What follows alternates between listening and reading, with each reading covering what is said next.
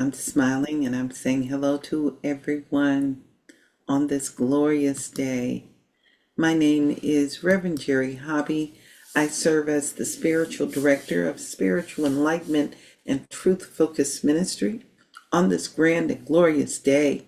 Even though it is cloudy outside and it is cold, it is still a time where we get to warm the day, warm our spirits, to warm our attitudes, to warm ourselves, and be the hope for all of humanity.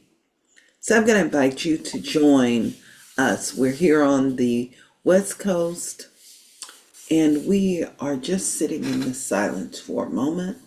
We'll have a sacred reading, and we will just anchor the day. I invite you to join us too, wherever you're at in the world.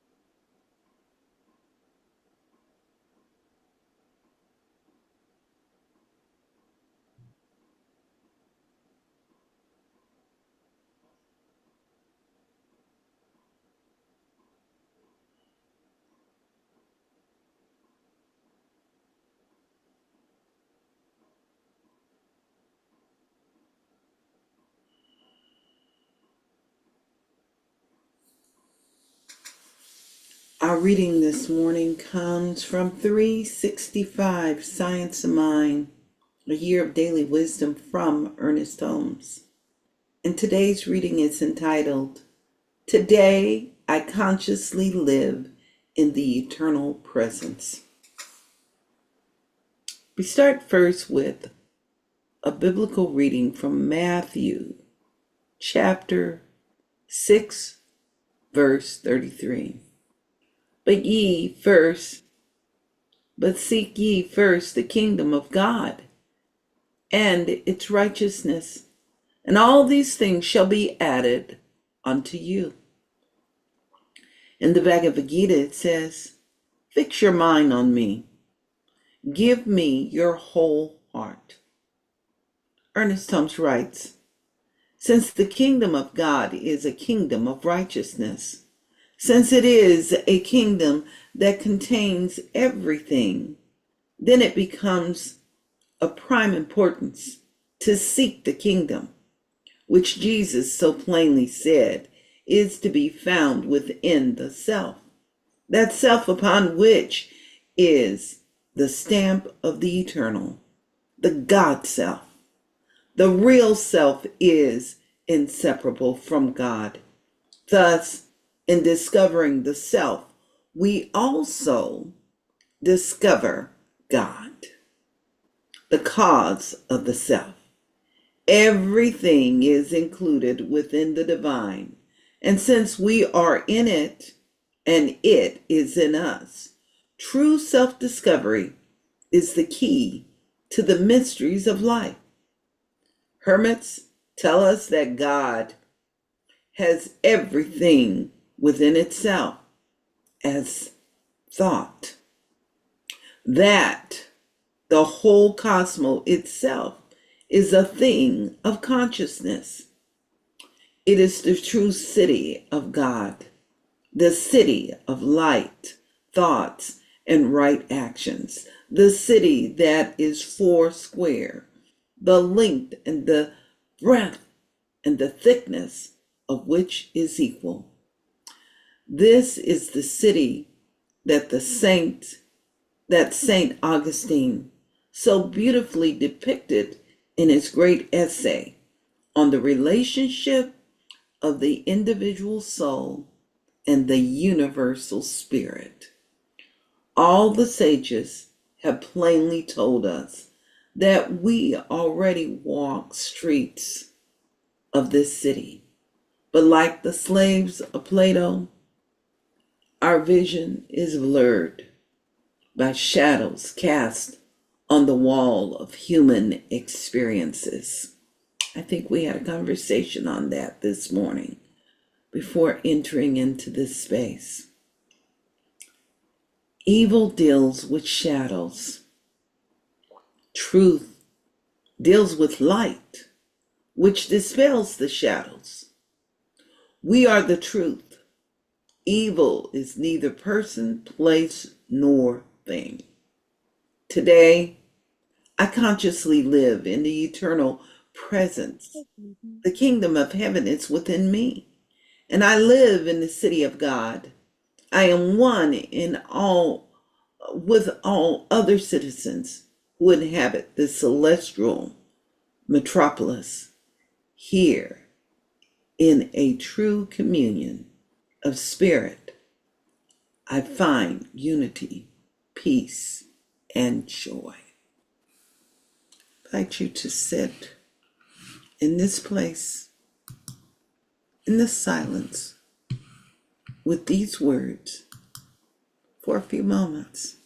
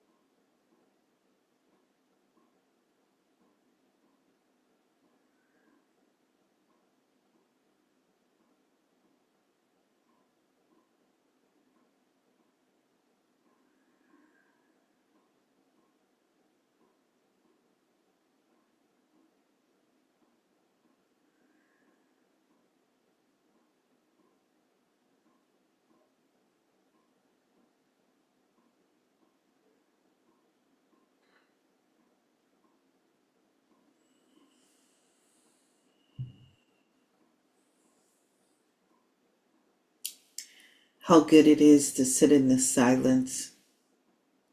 Again, our reading comes from 365, Science of Mind, a Year of Daily Wisdom from Ernest Holmes. And today's reading is entitled, Today I Consciously Live in the Eternal Presence. We start first with a biblical reading from Matthew chapter 6, verse 33. But seek ye first the kingdom of God and its righteousness, and all these things shall be added unto you. In the Bhagavad Gita it says, fix your mind on me. Give me your whole heart. Since the kingdom of God is a kingdom of righteousness, and since it is a kingdom that contains everything, then it becomes of prime importance to seek the kingdom, which Jesus so plainly stated is to be found within the self upon which is set the stamp of the eternal, the God self. The real self is inseparable from God. Thus, in discovering the self, we also discover God, the cause of the self. Everything is included with the divine. And since we are in it and it is in us, true self-discovery is the self or is the key to the mysteries of life. Hermes tells us that God has everything within itself as thought, that the whole cosmos itself is a thing of consciousness.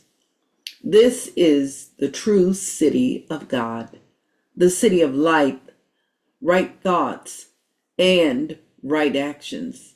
The city that is four square, the length and the breadth and the thickness of which are equal. This is the city that St. Augustine so beautifully depicted in his great essay on the relationship of the individual soul of the universal spirit. All the sages have plainly told us that we already walk the streets of the city. But like the slaves of Plato, our vision is blurred by shadows cast on the walls of human experience. Evil deals with shadows. Truth deals with light, which dispels the shadows. We are of the truth. Evil is neither person, place, or thing.